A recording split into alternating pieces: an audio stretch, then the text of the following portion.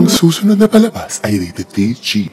May mga masaselang tema ng panghusga, pangungutya, diskriminasyon, abuso, pagpapabaya sa kalusugan, karahasan at mga lengguaheng di pamilyar at di naangkop sa kasalukuyan. Mga girl, boy, bakla, tomboy, transgenders, ito ay angkop sa lahat ng manonood. Striktong patnubay lang ang kailangan.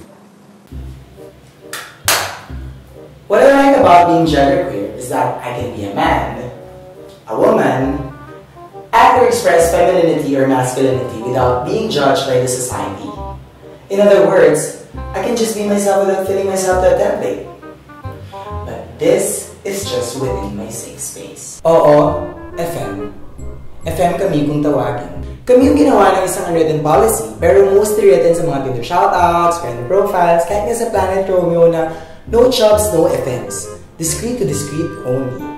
FMs, back off. Kami din yung madalas sabihan na magpakadesente ka nga, ayusin mo nga yung pananamit mo, okay lang naman maging bakla basta hindi ka nagpapakababae or bis babae.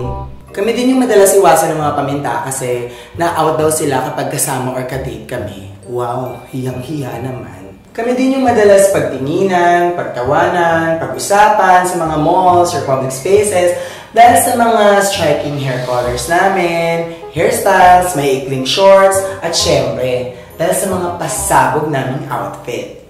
Kami din yung madalas magkaproblema kung saang restroom kami papasok na magiging komportable kami. Kasi hindi naman namin masabi na hindi kami trans women, hindi din babae, hindi din lalaki. Maganda lang, ganun! FM shaming ang tawag dito. Hinihiya, hinuhusgahan, tinatawanan dahil sa kung paano namin ipinapahayag ang aming mga sarili. Mula sa pananamit, pagkilos, pati na rin sa kung paano namin na-express ang aming gender identity. Bakit nga ba tila masakit sa mata ng karamihan ng mga tulad namin? Bakit nga ba marami pa rin sa atin ang fixated sa gender binary? Either girl ka or boy ka. Bakit nga ba tila mahirap tanggapin para sa karamihan ang mga gender identities and expression na hindi lamang nakukulong sa dalawang forma?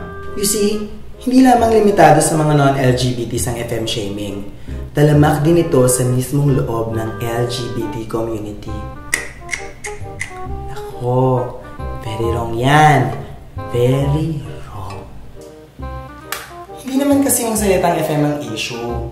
Ang masama kasi ay ang paggamit nito sa negatibong tono.